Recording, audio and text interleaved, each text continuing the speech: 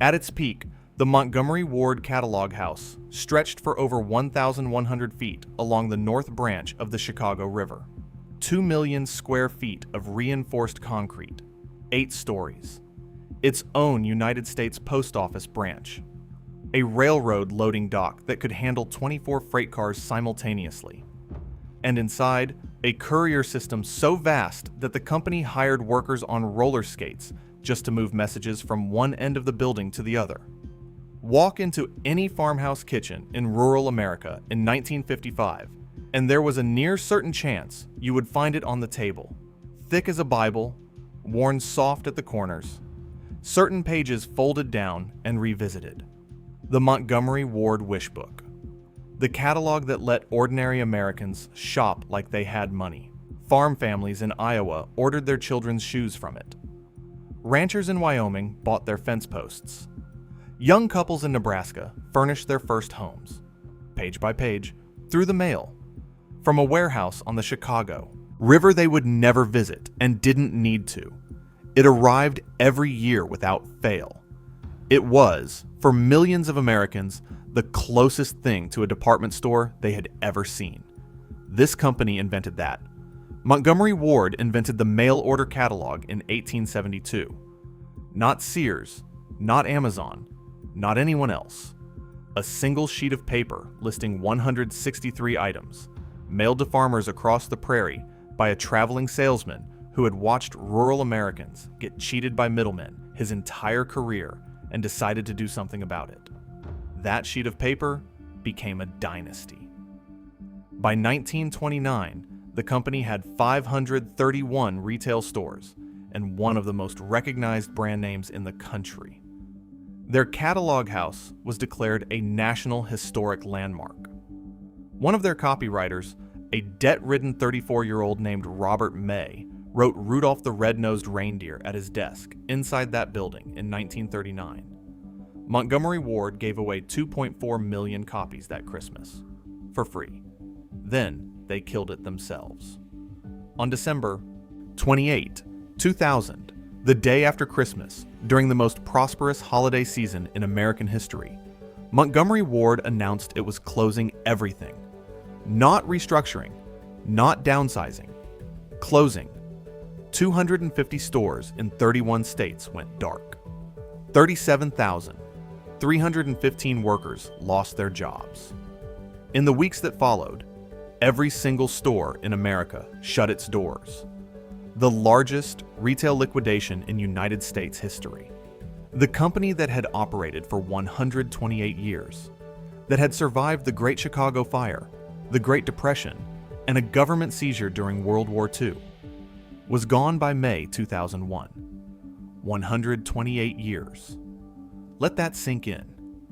This is the story of how one traveling salesman with $1,600 and an idea that everyone called lunacy invented American retail and built a catalog empire that reached into every corner of the country. How that empire survived disasters that would have destroyed lesser companies and emerged stronger each time.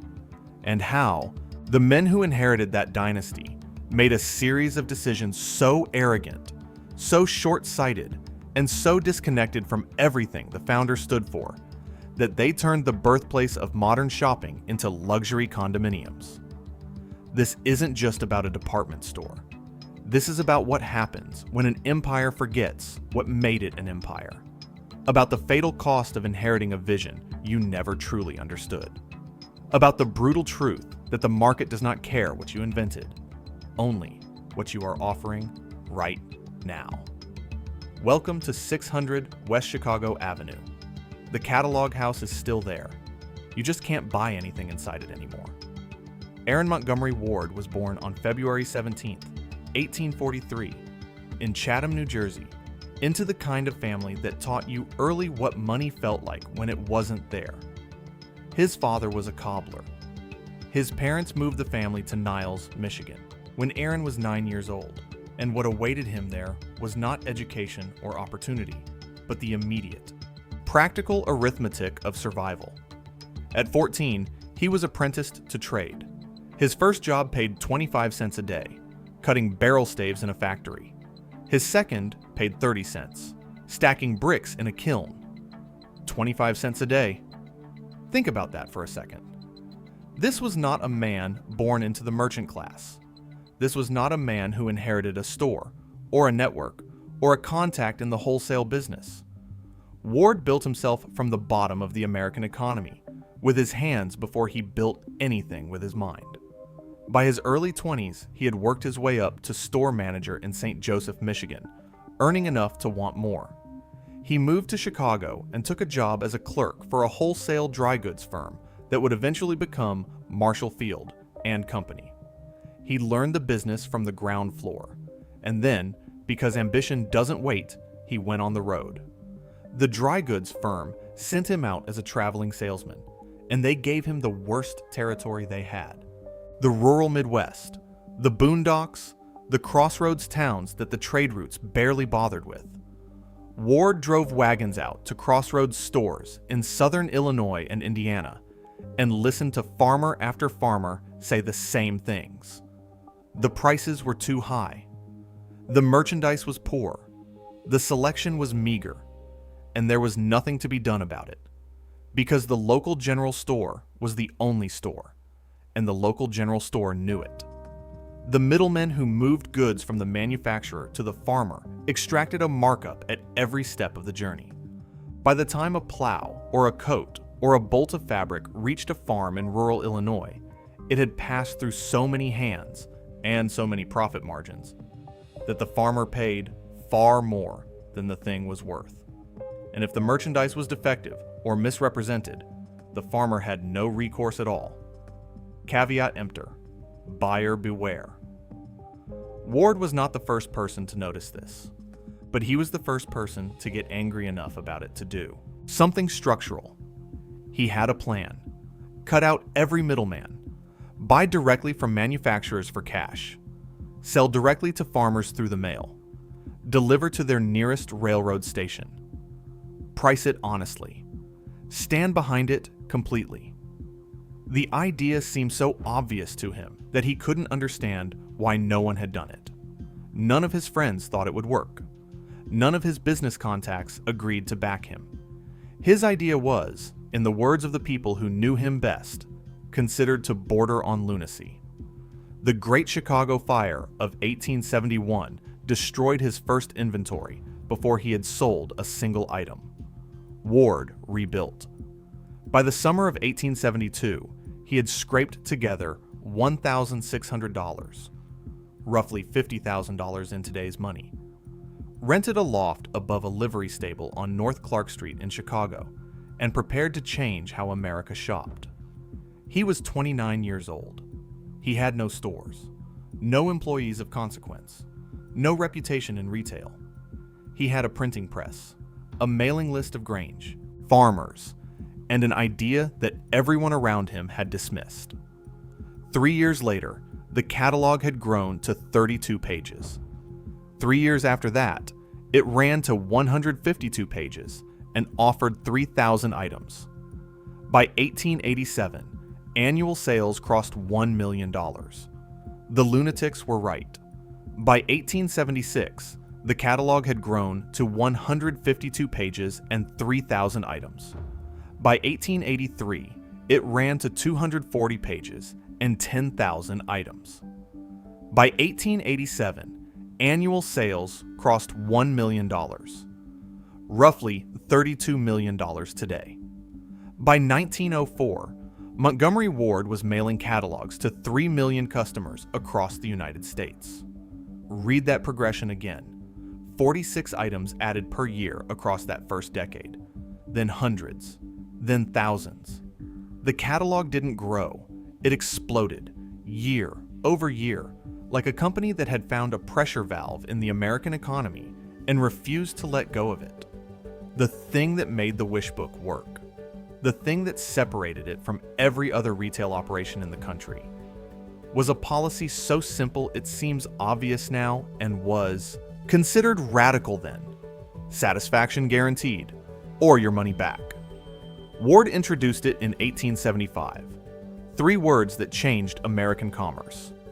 A farmer in Kansas could order a coat, receive it at his nearest train depot, examine it in his own hands, and if it was not what the catalog described, he could send it back and receive a full refund. No argument, no caveat, no risk. In a marketplace built on caveat emptor, on the assumption that the buyer had no recourse, Ward's guarantee was a declaration of war against every dishonest merchant in the country. And rural America responded. The local retailers who had been price gouging farmers for decades understood immediately what Ward represented. The response was not competition, it was destruction. Across the Midwest, local merchants organized public bonfires where they burned Montgomery Ward catalogs in town squares. They urged their customers not to order from Chicago. They called Ward a threat to local commerce, a parasite, a subversive force. They were right about the last part. Ward was subversive, deliberately so. Here's the thing. Those bonfires were the best advertising Ward ever got. Every catalog burned by a frightened local merchant was proof that the catalog worked, that it was disrupting something that deserved to be disrupted. Farmers who saw their local storekeeper burning a price list understood exactly why he was burning it. They ordered more. The Grange, the national patrons of husbandry, the massive farmers' cooperative with nearly 1 million members, made Montgomery Ward their official supply house in 1873. Ward became not just a store, but a cause. The catalog wasn't commerce, it was liberation. A way for working people who had been at the mercy of middlemen their entire lives to finally buy a plow or a coat or a child's winter boots at a price that reflected what those things actually cost. In 1946, the Grolier Club, a society of bibliophiles in New York, held an exhibition of the 100 books that had most influenced life and culture in America. They placed the 1872 Montgomery Ward catalog alongside Webster's dictionary, a single sheet of paper, alongside Webster's dictionary. By 1900, the numbers told the full story of what Ward had built. $8.7 million in annual sales, 6,000 employees, a catalog recognized as one of the foundational documents of American commercial life. Ward had not merely started a business. He had rewired how a country shopped, but 1900 also brought something else, a number that would haunt the company for the next century. That year, for the first time, Sears, Roebuck & Company surpassed Montgomery Ward in total annual sales. Sears, $10 million. Ward, $8.7 million. Richard Sears had read the wish book carefully. He had copied its model, improved on its marketing, and outspent Ward on advertising without mercy. And in 1900, it paid off. The student had overtaken the teacher. Ward would never lead again. So what do you do when someone copies your invention and beats you with it? When the gap between you and your competitor is structural and growing? When you built the road and someone else is running faster on it? The answer Montgomery Ward chose would define the next 50 years of the company's existence, for better and then catastrophically for worse. Hardheim, Germany, 1871 has nothing to do with this story, but 618 West Chicago Avenue does. In 1906, Aaron Montgomery Ward bought land along the east bank of the North Branch of the Chicago River, just north of downtown Chicago, and began planning the building that would contain his empire. Not a store, a cathedral to commerce, a facility so vast that the company's existing operations, already spread across multiple Chicago locations, would fold entirely inside it and still leave room to grow for decades. Construction began in 1907. The building that rose along the river was designed by Schmidt, Garden, and Martin, one of the most prominent architectural firms in Chicago. And what they built was, at the time of its completion in 1908, the largest reinforced concrete building in the world. Not in Chicago, not in the Midwest, in the world. 8 stories, more than 1,100 feet of riverfront facade, following the natural bend of the North Branch so precisely that the building's footprint traces the water like a shoreline. A ground floor shipping platform with berths for 24 railroad freight cars, fed by a dedicated spur line. Its own branch of the United States Post Office. Miles of internal chutes and conveyor systems that moved merchandise from receiving docks to sorting floors to packing stations without human hands touching it more than necessary. And for everything the conveyor system couldn't handle, the interdepartmental messages, the urgent transfers, the constant communication of a building that was really a small city, Montgomery Ward hired workers on roller skates inside a 2 million square foot warehouse to deliver messages. The building cost $2.5 million to construct, roughly $75 million in today's money. A critic writing in Architectural Record in 1908 called it a monotony truly appalling. He meant the sheer, unrelenting scale of it. The facade stretched so far along the river that it didn't look like a building so much as a horizon. Another architectural critic, Carl Condit, would later call it one of the most powerful works of utilitarian architecture that our building art has produced. Both men were describing the same structure. They were both right. Stand on the Chicago River today and look north toward Chicago Avenue. The building is still there. The Spirit of Progress statue, the goddess Diana, cast in bronze, balancing on a globe with a torch in her right hand, still stands on the administration building roofline across the street, exactly where she was placed in 1928. She has watched everything that happened inside and around that complex for nearly a century. She watched the roller skating couriers. She watched the Army soldiers arrive in 1944. She watched the last employees leave with boxes in December 2000. She is still watching. This is what Ward built. Not just a business, a monument. The physical expression of the belief that ordinary Americans deserved the same access to goods as anyone else, delivered honestly and backed by an unconditional guarantee. Ward died on December 7, 1913, at the age of 70, at his home in Highland Park, Illinois. His estate was worth roughly $30 million, the equivalent of nearly $1 billion today. He left most of it to Northwestern University. He had never had children of his own. What he left instead was a company with $40 million in annual sales, 6,000 employees, and a catalog house on the Chicago River that was the envy of every retailer in the country. He also left something more dangerous, a legacy so large that the men who came after him would spend the next 87 years trying to manage it rather than build on it. Meanwhile, the retail strategy that had carried Ward to its peak was about to be tested in ways the founder never anticipated. In 1926, the company that had spent 54 years as a mail-order-only business opened its first retail store in Plymouth, Indiana. 2 years later, it had 244 stores. 1 year after that, 531. 531 retail stores in 3 years. And then 1929 arrived. Enter Sewell Avery. J.P. Morgan needed a fixer. Montgomery Ward needed a savior. What they got was one of the most brilliant, and ultimately most destructive, executives in the history of American retail. Sewell Lee Avery arrived at Montgomery Ward in 1931 with a mandate from J.P. Morgan and Company, who owned a controlling interest in the company and were watching their investment bleed. Ward had posted losses of $8.7 million on $198 million in sales. The Depression had hit the retail sector without mercy, and the company that had once been the envy of American commerce was closing stores and hemorrhaging cash with no clear plan to stop either. Avery was not a retail man. He had made his name in gypsum, running the United States Gypsum Company from near insolvency to dominance over nearly 2 decades.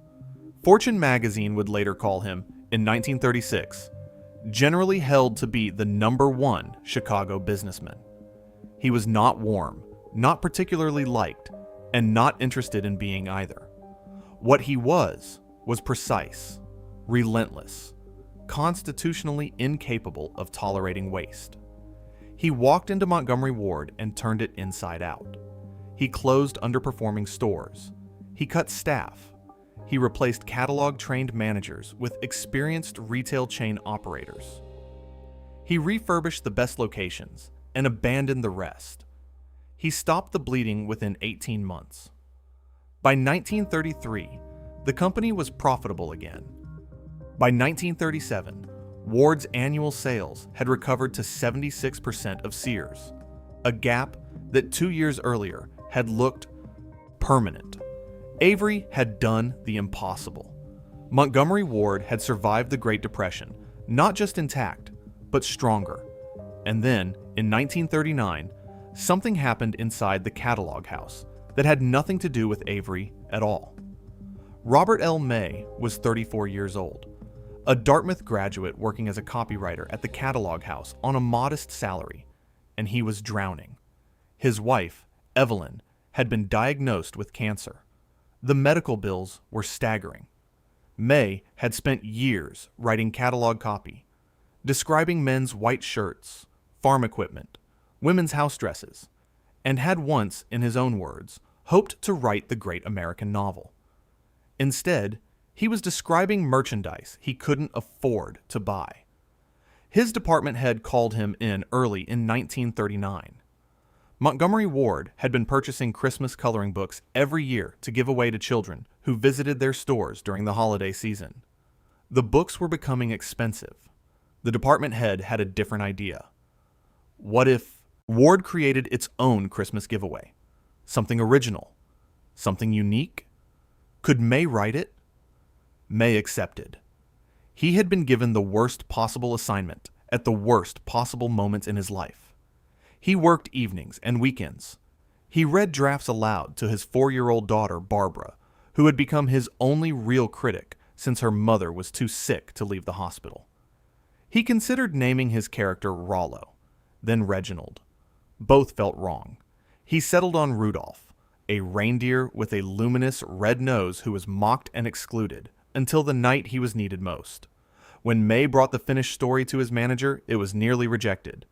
In 1930s popular culture, a bright red nose was closely associated with chronic alcoholism. The idea of celebrating a red-nosed character seemed, to management, like the wrong message. May persuaded a friend in the art department, Denver Gillen, to sketch reindeer at Lincoln Park Zoo.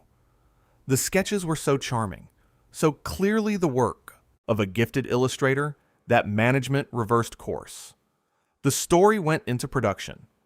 In the 1939 holiday season, Montgomery Ward distributed 2.4 million copies of Rudolph the Red-Nosed Reindeer to children visiting their stores across the country. 2.4 million in a single Christmas season, for free. By 1946, after wartime paper shortages ended, Ward distributed another 3.6 million copies. More than 6 million total, all given away at no charge to the customer, all generated by a grieving copywriter working late in a building on the Chicago River. May's brother-in-law, songwriter Johnny Marks, adapted the story into a song in 1949. Gene Autry recorded it.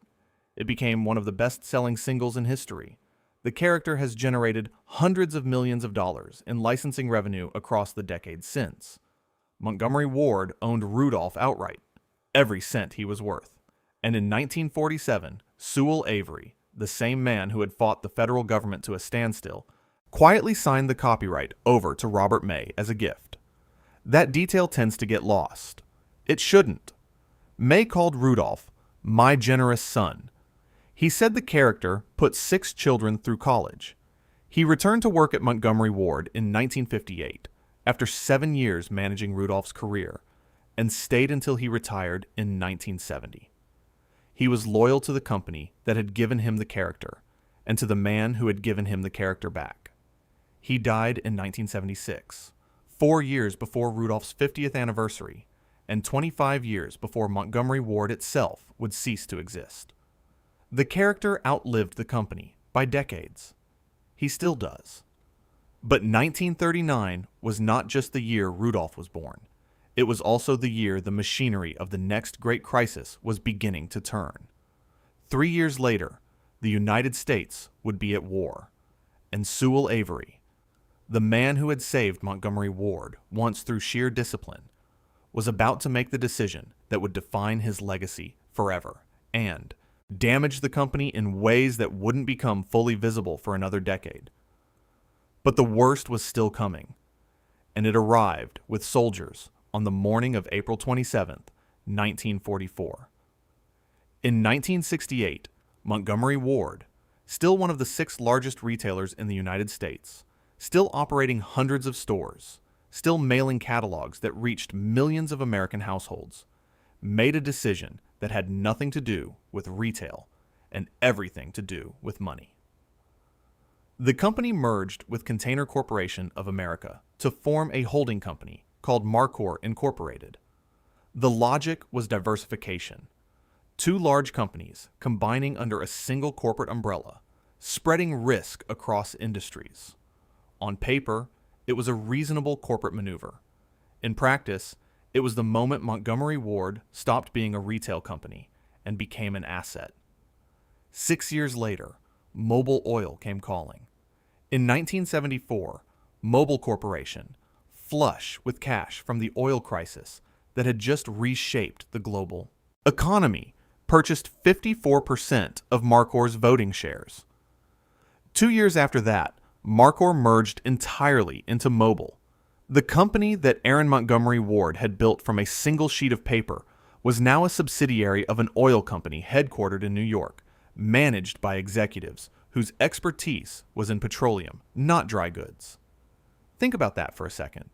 The oldest mail-order retail company in American history, the company that had invented the catalog, built the catalog house, survived the Depression, and outlasted every competitor who had tried to copy its model, was now being run by people whose core business was pulling crude oil out of the ground. Mobil was not cruel. Mobil was indifferent. And in some ways, indifference is worse. Through the late 1970s and early 1980s, Ward languished. The retail market was changing. Regional discount chains were multiplying. Consumers were becoming more price-sensitive. The department store model that Ward had built its retail. Expansion on was showing its age. Mobil watched the losses accumulate and began looking for an exit. By 1984, they had found a new president, Stephen Pissner, who developed an ambitious 7 stores within a store concept, a boutique approach that would carve each Ward location into distinct specialty departments. It was innovative, forward-looking, and genuinely interesting. Pissner had a falling out with Mobil before he could implement it. He was gone before the concept launched. Enter Bernard Brennan. In June 1985, Mobil recruited Brennan, a former Ward executive who had helped design the specialty store model, to return as president and chief executive. Brennan inherited a company at a crossroads. He had a mandate to transform it, and the first decision he made was the most consequential one in the company's history. In January 1985, before Brennan had even fully settled in, Ward closed 300 catalog stores in a single announcement. A few months later, the catalog itself was terminated. The Christmas 1985 edition was the last. 113 years of the Wish Book ended. 113 years. The catalog that had been placed alongside Webster's Dictionary by the Grolier Club as one of the 100 most influential books in American life. The single sheet of paper that a 29-year-old traveling salesman had mailed to Grange farmers in 1872. The thing that made Montgomery Ward, declared obsolete and discontinued by men who had been running the company for less than 18 months. The reason given was low profits. The catalog division was underperforming relative to the retail stores. This was true. What the logic missed, what it catastrophically failed to account for, was that the catalog was not just a distribution channel. It was the identity. It was the competitive advantage that no other mid-tier retailer possessed. Sears had a catalog. Ward had invented catalogs. Those are not the same thing, and the difference mattered. It should have been obvious that closing the one thing that made Ward irreplaceable would leave the company as merely another department store chain, indistinguishable from a dozen better capitalized competitors. It should have prompted a harder question. If Ward abandons the mail order model, what exactly does Ward offer that Sears doesn't offer better? Nobody in the room appears to have asked it, or if they did, nobody listened. Meanwhile, the specialty store strategy took hold. Brennan refined the boutique model into 4 departments: Electric Avenue for electronics and appliances, Rooms and More for home furnishings, Auto Express for tires and automotive, and an apparel section. Early results were promising. Profits improved. Mobile, watching the numbers tick upward, began preparations to sell. By 1987, the strategy seemed to be working well enough that a group of Ward executives, led by Brennan himself, decided to buy the company outright. In March 1988, they did. $3.8 billion. The largest management-led leveraged buyout in American history at the time. Ward went private. The debt went on the books, and the clock started ticking. So what exactly did $3.8 billion buy?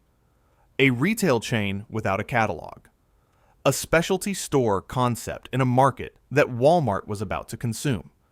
And a debt load that left precisely zero margin for error in an industry where errors are not optional.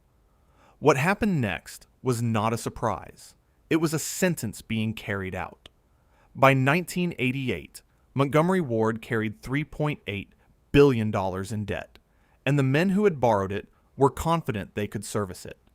The specialty store strategy was producing results. The stores were cleaner, more modern, more focused. Bernard Brennan had delivered on the turnaround's early promise. And in 1990, 2 years into private ownership, Ward posted record earnings of $153 million. Record earnings in 1990. 2 years after the largest management-led, leveraged buyout in American history. For a brief moment, it genuinely looked like it had worked. It hadn't. What 1990 looked like and what 1990 was were 2 entirely different things. The record earnings were real, but the structural problems underneath them were also real, and they were growing faster than the profits. The debt load was immense, requiring hundreds of millions in annual interest payments, regardless of how the stores performed. The specialty store format worked in certain markets and failed quietly in others. And outside the company's walls, the retail landscape was being permanently reorganized by forces that no boutique furniture department or electronics section could outrun.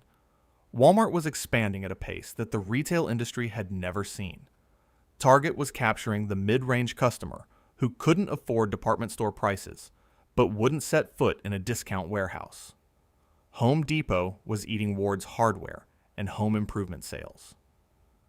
Best Buy and Circuit City were annihilating the electronics margins that Ward's Electric Avenue format depended on. Every category Ward operated in had a dedicated specialist competitor that did that specific thing better, cheaper, and at higher volume. Ward missed none of this. The company responded. In 1994, Brennan launched a new standalone format called Electric Avenue and More, a freestanding electronics and appliance store designed to compete directly with Best Buy.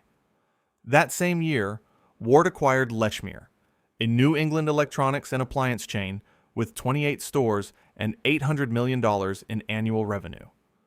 The logic was scale. Owning a regional chain would give Ward the volume and purchasing power to compete with the specialists.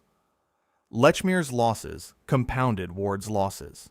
The $800 million in revenue came packaged with structural problems that Ward's own balance sheet could not absorb. By mid-1996, further expansion of Lechmere and Electric Avenue had been quietly halted. A new format, Home Image by Lechmere, billed as the first American store to combine electronics, appliances, and housewares under one roof, launched 6 stores in August 1996. It would not matter. By 1996, Bernard Brennan was gone. In 11 years, he had closed the catalog, executed the LBO, delivered record earnings, acquired Lechmere, launched 4 distinct retail formats, and presided over a company that was losing ground in every category it competed in. His successor inherited a privately held retailer with $6.62 billion in annual sales, a debt structure that could not withstand a bad quarter, and a management team that had spent a decade running faster and faster without moving forward. In 1997, Ward lost $1.16 billion on $5.37 billion in sales. $1.16 billion in a single year. With a B. Everything changed in July 1997 when Montgomery Ward filed for Chapter 11 bankruptcy protection during one of the longest economic expansions in American history, while the Dow Jones Industrial Average was climbing toward records it had never seen, while American consumers were spending money at rates the country had rarely witnessed. The company that had survived the Great Depression without going bankrupt. The company that had survived government seizure. The company that had survived 2 world wars, the post-war inflation, the energy crisis, and the collapse of the catalog model. It could not survive its own decisions. In August 1999, Montgomery Ward emerged from Chapter 11 bankruptcy protection as a wholly owned subsidiary of GE Capital, the financial services arm of General Electric, which had become the company's largest shareholder through the debt it had accumulated during the reorganization. The bankruptcy had cost Ward more than 100 stores across 30 states. The Lechmere chain was gone. The home image format was gone. The Electric Avenue and more standalone stores were gone. What remained was a leaner operation of 250 stores. A rebranded identity. Just Ward's now, stripped of the I, Montgomery. And a set of promises from GE Capital about continued financial support for the restructuring ahead. GE Capital did not keep those promises. The plan Ward presented out of bankruptcy was coherent on paper. The company would target a specific customer, women between 30 and 55, men between 26 and 65, at a price point positioned between Sears and Target. Not a discount store, not a department store. Something in the middle. Moderately priced apparel, appliances, electronics, furniture. A store for the middle of the American market that the middle of the American market had never specifically asked for. The renovated prototype stores performed well. Analysts who visited the new format acknowledged the improvement. Compared to the old Ward locations, the new stores were cleaner, better organized, and more clearly focused. CEO Roger Godu spoke about hitting 9% sales growth. There was, briefly, a case to be made, but somewhere between Sears and Target is not a destination. It is a description of empty space. And Ward had spent 15 years proving it couldn't compete with Sears directly. The idea that a financially compromised, debt-laden version of Ward could now carve out a profitable niche in the margin between Sears and the most efficient discount retailer in American history required a level of optimism that the balance sheet did not support. The numbers refused to cooperate. Sales in 1999 came in at $3.2 billion, down from $6.62 billion just 3 years earlier, before the first bankruptcy. The holiday season of 2000 underperformed expectations. GE Capital reviewed the projections. GE Capital reviewed the debt. GE Capital reviewed its options. And then GE Capital pulled its financial support. No extended negotiation. No restructuring alternative offered. The numbers came in weak after Christmas, and the decision came down from a financial services division in Connecticut that Ward's 37,000 employees had never met and whose names they did not know. The largest shareholder, the company that had inherited Ward out of bankruptcy and made promises about supporting its recovery, decided the math no longer worked. Here's the brutal truth about what happened to the Montgomery Ward pension plan in those final months. When the company liquidated, an estimated $25 to $50 million in surplus pension funds went not to the workers and retirees who had contributed to it, but to the bankrupt company itself, offset against operating losses. The employees who had spent careers building that surplus were given a choice between an insurance annuity or a lump sum payment.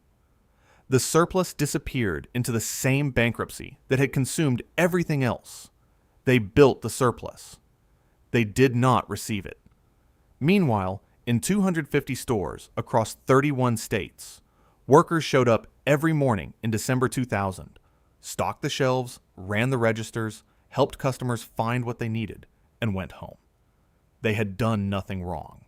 They had made none of the decisions that had brought the company to this moment. They had not closed the catalog. They had not engineered the LBO. They had not promised financial support and withdrawn it. They had simply shown up year after year and done their jobs. What was coming for them had already been decided. December 28th, 2000, a Thursday, the day after Christmas. In the morning, employees began arriving at the Montgomery Ward headquarters on West Superior Street in Chicago. Some had heard rumors. Most had not. They were called into a meeting. The meeting was not long. GE Capital had withdrawn its financial support following disappointing holiday sales. The company would file for bankruptcy under Chapter 11 and cease all operations. There would be no restructuring, no second emergence. This was a liquidation. 250 stores, 31 states, 37,315 workers. The announcement was made public that same morning. CEO Roger Gaudu released a statement. "Sadly, today's action is unavoidable," he said. "Overall weak holiday sales and a very difficult retail environment simply did not permit us to complete the turnaround that might have been possible in an otherwise thriving economy." A difficult retail environment. That was the explanation offered for the death of a 128-year-old company. Not the $3.8 billion in debt. Not the decision to close the catalog after 113 years. Not the decade of failed formats and borrowed money and missed markets. Not the promises of continued support that GE Capital had made and did not keep. A difficult retail environment. As if the same environment had not produced record profits for Walmart, Target, and the company that Aaron Montgomery Ward had spent his life trying to outrun. By the end of that day, 450 employees at the Chicago headquarters had been laid off. They left the building carrying boxes. The stores would begin closing over the following months, one by one, until the last ones went dark in May 2001. The largest retail liquidation in American history. Complete. 7 months before the closure announcement, in May 2000, while the company was already in its terminal year, the city of Chicago had designated the Catalog House at 600 West Chicago Avenue a Chicago historic landmark.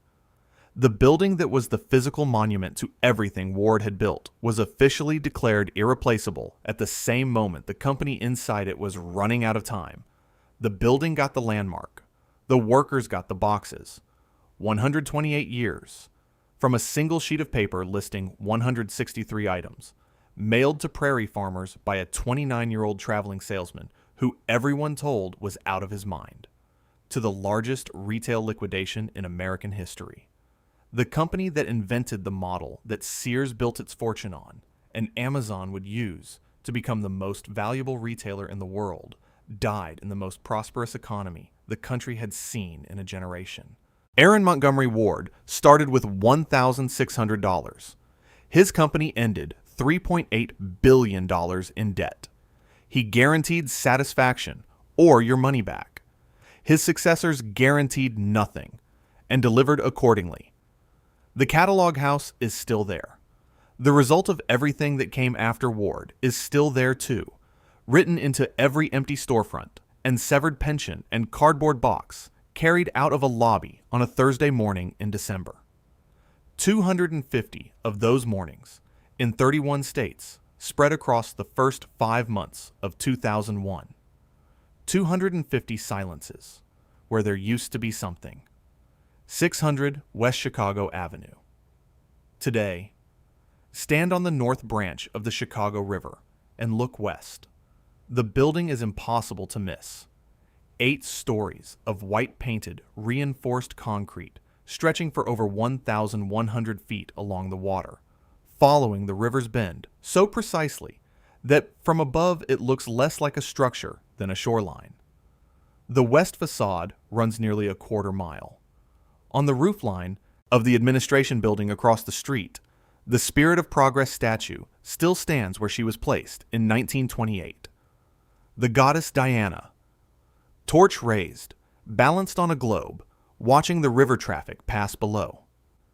She has been watching for 97 years. She has seen everything. Inside the catalog house today, you will find 298 luxury condominiums. You will find the headquarters of the Big Ten Network. You will find offices for Wrigley and Dyson. You will find a high-end gym and a spa and a riverwalk lined with restaurants. The building that once housed its own United States Post Office branch and a railroad dock for 24 freight cars at a time now has boat slips for a private yacht club. In July 1999, while Montgomery Ward was still technically alive, still working through its first bankruptcy, still making plans for a second act, the catalog house was sold. Bought out of bankruptcy court by a Chicago developer and a New York investment firm for $62 million. The building that Ward had constructed in 1908 for $2.5 million. The building that had been the operational heart of a national retail empire for nearly a century sold for $62 million, while the company that built it was trying to find a way to survive. The developers spent $285 million renovating it. In 2007, the completed complex sold again, this time for $300 million. The catalog house is now worth more than the entire company that built it was worth when it died. The 26-story office tower that Minoru Yamasaki designed in 1972, the same architect who designed the World Trade Center towers in New York, was converted to condominiums in 2004. It is now called the Montgomery. Units start at $500,000.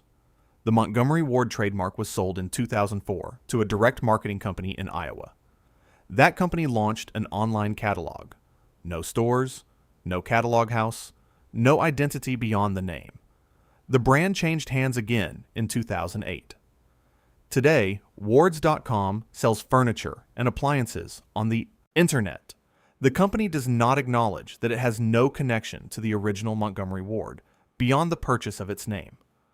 Rudolph the Red-Nosed Reindeer, created at a desk inside the catalog house in 1939 by a debt-ridden copywriter whose company would eventually abandon him the same way it would eventually abandon everything, remains one of the most recognized characters in the world. He appears every Christmas in television specials, in toy stores, in holiday displays from Tokyo to London. The company that commissioned him, that distributed 2.4 million copies of his story for free and then gave the copyright away, is not mentioned in any of it. The warning built into all of this is not subtle. It is written in $300 million of real estate and 37,315 missing jobs and a name sold to strangers in Iowa, and a reindeer who outlived his creators by a quarter of a century. The answer to how this happened lies in 4 lessons. They are not complicated.